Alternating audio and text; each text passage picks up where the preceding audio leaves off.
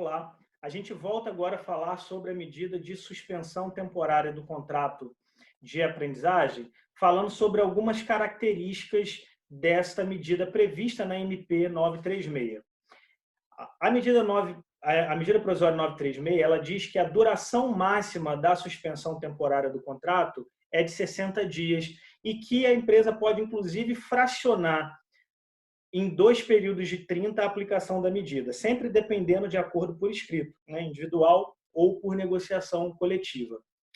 A ausência de atividades teóricas e práticas pelo período da suspensão, obviamente, vai acarretar a não ministração completa da carga horária prevista no programa de aprendizagem, carga horária teórica ou teórica e prática. Então, poderá o empregador, se assim ele entender cabível e melhor, fazer um termo aditivo ao contrato de aprendizagem, prorrogando a data de término para que o conteúdo não ministrado possa ser ministrado e reposto ao final do contrato. Isso é uma medida facultativa que o empregador poderá adotar, sempre formalizando por termo aditivo, prorrogando a data de término, e aí vale a observação que já foi feita antes. Esse período de extensão do contrato será o aprendiz considerado para fins de cumprimento da cota de aprendizagem. Precisa a entidade formadora ser ouvida nessa extensão, porque ela vai ter que elaborar um calendário de reposição das aulas. O empregador ele também não pode interromper as férias do aprendiz para propor o acordo de suspensão temporária. Se o aprendiz estiver de férias, ele tem que terminar as férias, gozar todo o período de férias concedidos, e aí só depois do término do período de férias é que poderá o empregador acordar a medida de suspensão temporária do contrato. Durante o período de suspensão, não há recolhimento ao INSS de contribuições previdenciárias, porque o contrato está suspenso. Então, a medida provisória autorizou que os aprendizes, se quiserem, isso vale para os demais trabalhadores também, contribuir ao INSS durante o período da suspensão na qualidade de segurado facultativo, para que esse período seja computado como tempo de contribuição para o trabalhador. Algumas outras características importantes aqui. A entidade formadora deve certificar o aprendiz pelos módulos que ele concluiu do período do contrato de aprendizagem ou pela carga horária que ele conseguiu cumprir. Então, mesmo que o aprendiz não atinja o mínimo necessário para receber um certificado total do programa, a certificação ela precisa acontecer de forma parcial nos exatos termos do que o aprendiz conseguiu cumprir de carga horária ou de módulos concluídos. O empregador ele pode adotar a suspensão para um grupo de trabalhadores e não adotar para outros, ou para um grupo de aprendizes e não adotar para outros. A aplicação da medida para alguns trabalhadores não implica obrigação de adotar a medida para outro grupo de trabalhadores. Essa decisão fica a critério do empregador.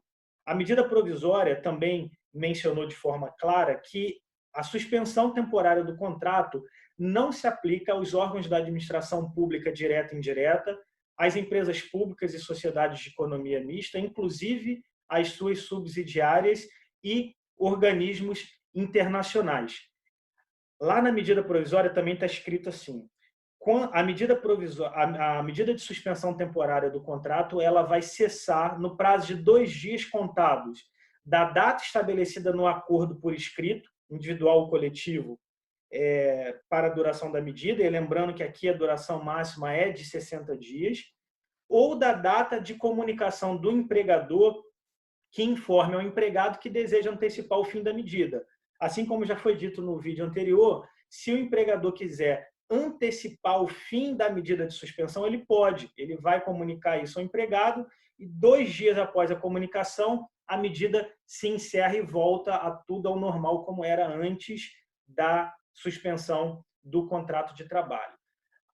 A medida de suspensão ela também vai cessar no prazo de 2 dias, contado do fim do estado de calamidade pública. O estado de calamidade pública foi decretado por meio do Decreto Legislativo número 6 de 2020 e tem vigência até 31 de dezembro de 2020. Então, a medida de suspensão temporária, em hipótese nenhuma, poderá exceder o prazo definido como estado de calamidade pública. Não vai poder ingressar no mês de janeiro de 2021, por exemplo. vai ter a aplicação máxima de 60 dias e não poderá ultrapassar o período de calamidade pública, que, por enquanto, gravação feita 15 de abril, está definida como 31 de dezembro de 2020 pelo Decreto Legislativo número 6 de 2020. É importante mencionar aqui também uma coisa interessante, uma norma trazida muito importante na medida provisória. A medida provisória diz que a medida de redução proporcional de jornada e salário, que a gente já viu nos vídeos anteriores, e a suspensão temporária do contrato podem ser aplicadas de maneira sucessiva.